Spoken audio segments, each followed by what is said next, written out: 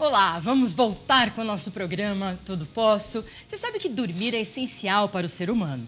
Todos aqueles que já experimentaram uma noite mal dormida sabem que a falta de sono adequado leva a diversos incômodos, como irritação, cansaço, dores de cabeça e tantos outros. E há também pessoas que têm esse problema com frequência, tendo sua qualidade de vida afetada. Nós estamos recebendo a médica pneumologista, a doutora Luciana Palombini, que vai falar com a gente sobre o que podemos considerar distúrbios do sono. Suas causas, sintomas, tratamentos. Tudo bem, doutora? Tudo bem. Bem-vinda. Doutora, bem-vinda. Obrigado pela presença. Eu acho que esse assunto que afeta quase todas as pessoas, não é verdade? Acho que só as crianças que não afetam, porque as crianças dormem Eu não bem. sei, não. Acho que as crianças também estão envolvidas, As não estão, não? crianças têm muito frequentemente distúrbios do sono, só que não são reconhecidos, mas elas têm também. Então vamos falar primeiro o que são os distúrbios do Certo. sono. Então, distúrbios do sono, assim, existem mais de 80, realmente Nossa. são muitos, Mais mas de 80. os mais frequentes, que é o que a maioria procura, são os distúrbios respiratórios, que entra o ronco e a apneia, que é a parada respiratória. Então, toda alteração respiratória, esse é o mais frequente. A apneia do sono é o que dá mais consequência grave, aumenta risco de doenças, é o mais preocupante. E existe também o grupo das insônias. Então, são as pessoas que não conseguem dormir. Então, tem diferentes causas. Então, as insônias e os problemas respiratórios durante o sono são os distúrbios mais frequentes. Aí tem outros menos frequentes. Movimentos anormais durante o sono, que a gente tem que ver se não é uma epilepsia, alguns outros distúrbios. Mas os mais frequentes é insônia, apneia e ronco. A pessoa que à noite se mexe demais, realmente tem uns espasmos, né? Seja com o braço, Às ou vezes mesmo com as faz pernas, assim, ó, daqueles né? Um choquinhos, choquinho. né? É. Isso é um distúrbio também? Pode ser, né? A movimentação exagerada durante o sono pode ser sintoma de apneia. Por exemplo, quem não respira bem, está dormindo, a respiração é dificultada, o sono é agitado. Tem movimentos estranhos, às vezes berra, fica agitado, às vezes levanta. Então, você tem que excluir alguns distúrbios que podem levar a uma movimentação excessiva.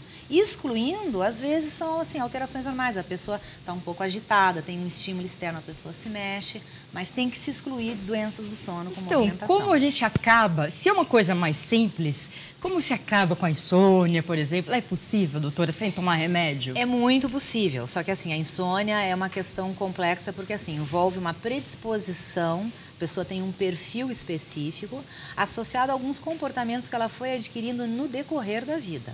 Então, são anos de comportamentos inadequados que acostumaram o cérebro a ficar acordado durante a noite. Quais são esses comportamentos? Então, ela tem que fazer a mudança de comportamento e, às vezes, a gente associa alguma medicação por curto período de tempo para ajudar nessa mudança.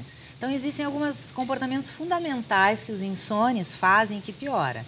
Que é a pessoa, aquela que deita na cama, não está pronta ainda para dormir, estimula o cérebro muito à noite, com um iPad, computador, aí televisão. desliga, aí o cérebro está hiperativo, aí ela desliga tudo e se obriga a dormir. E fica lá pensando nas preocupações do dia, na reunião do dia seguinte e tal. Então, tudo isso que estimula o cérebro em excesso acentua o problema da insônia. Então, uma das coisas, a pessoa tem que diminuir esse estímulo à noite. Tem que diminuir televisão, tem que diminuir computador, fazer uma atividade relaxante, diminuir a luz, né? Então, a luz também estimula o cérebro, então ela tem que diminuir tudo isso. Se ela está na cama e não consegue dormir, ela tem que sair da cama, fazer alguma atividade relaxante e voltar quando estiver com sensação de sono. Não ficar na cama tentando, Não ficar. Ela tem que ficar na Brigando com cama sono, né? com sono, com sensação de sono ou dormindo, para o cérebro aprender. Ali é para dormir. Outro problema frequente que as pessoas fazem, que piora, é o seguinte: a pessoa demora a dormir. Aí chega lá pelas 6 da manhã, ela diz, ó, vem o meu melhor sono. Aí eu não consigo levantar. Aí estende o horário de levantar, 8, 9 horas, para recuperar o sono.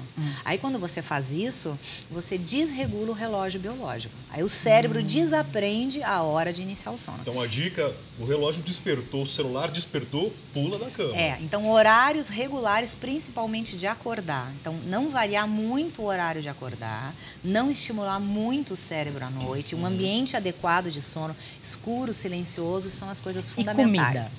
A comida é o seguinte, o indivíduo não pode nem dormir com fome, mas nem dormir depois de uma refeição pesada. Os dois são ruins. Tem que estar satisfeito. O ideal é um pouco de carboidrato com um pouco de proteína para estabilizar o nível sanguíneo da glicose, né, do açúcar, para ele dormir bem. Então, evitar aquela refeição pesada e deitar em seguida, isso é ruim. Agora, também você dormir com fome também é ruim. Você vai acordar várias vezes. Então, como eu falei, a refeição pesada 2 horas antes e pode fazer um lanche leve antes de dormir. Agora, doutora, me diz aí, homens ou mulheres, quem está mais predisposto a ter um distúrbio do sono? Ou existe um distúrbio específico para cada sexo? Depende do distúrbio, por exemplo, a apneia é mais nos homens, é mais frequente nos homens. Motivo? Aí tem uma questão hormonal e uma questão de anatomia do homem que predispõe mais. Então, a apneia é mais frequente no homem de meia idade, é aí que a frequência aumenta bastante, né? Mas as mulheres também têm, mas no homem é mais frequente. Por isso que os mais velhos roncam mais, né? Roncam mais, com a idade piora, com a idade piora.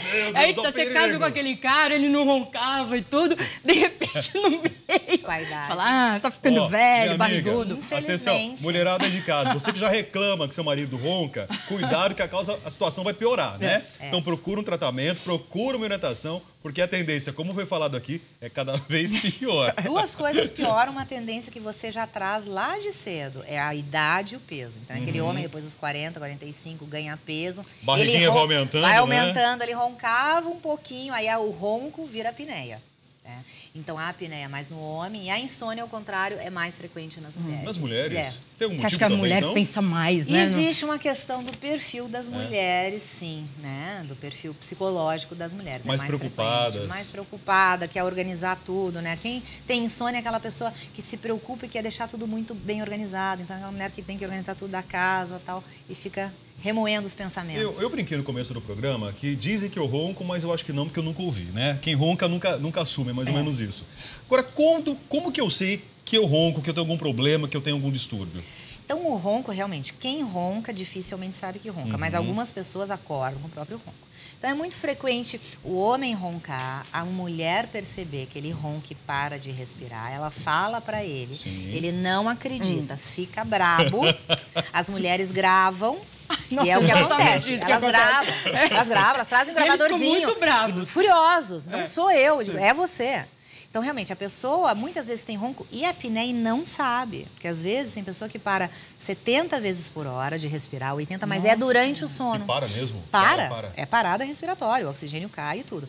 Então, assim, o que pode dar uma indicação para isso? É a pessoa que acorda cansada. Então, é aquele homem que a mulher diz que ronca, ele acorda sempre cansado. Ele tem sonolência durante o dia, ele acorda com um pouquinho de dor de cabeça, ele tem dificuldade para respirar pelo nariz, né? Durante o dia ele tem irritabilidade, dificuldade de concentração. E são coisas que vão piorando progressivamente. Então, é muito difícil. O reconhecimento da apneia é muitas vezes ignorado, porque começa a pessoa um pouquinho cansada.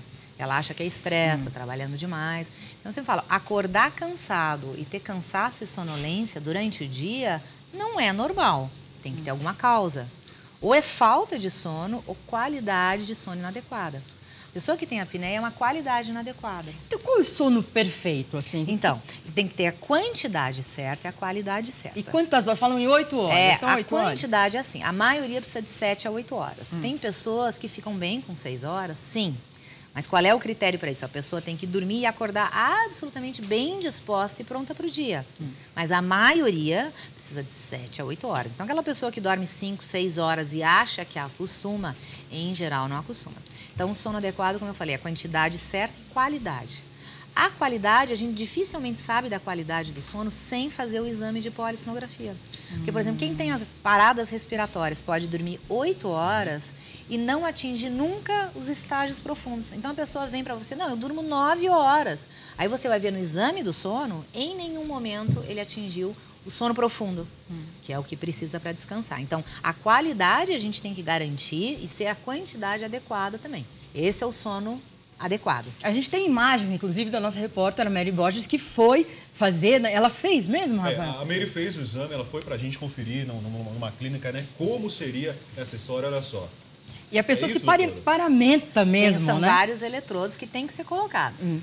E mesmo assim eles conseguem dormir? Consegue. A maioria consegue. Né? A gente pode dar algum indutor do sono, se necessário, leve para ajudar, fazer algumas medidas, pedir para a pessoa evitar o café, pedir para a pessoa não dormir durante o dia. Mas a maioria consegue dormir o mínimo. Todas as pessoas deveriam fazer, né? Quem sente algum problema deveria fazer esse exame, porque só assim a gente consegue saber o que realmente tem. Sim, ainda mais porque é o seguinte, dentro da medicina, os médicos não têm ainda o treinamento em medicina do sono. Então, a pessoa pode ir num médico médico específico. Por exemplo, o cara ronca, para de respirar e vai no seu cardiologista.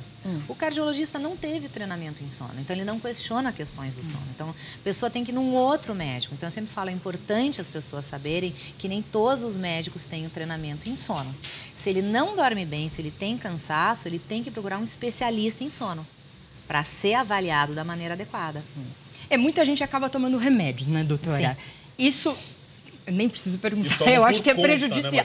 Eu acho que é prejudicial, né? Até quanto tempo dá para você não se viciar? Como que é? O tratamento da insônia com medicação, o tratamento da insônia nunca é feito só com medicação. Então, quando a pessoa vem e não consigo dormir, você tem que sempre avaliar todos os hábitos da vida da pessoa para ver, geralmente, ela tem algum hábito que tem que ser mudado.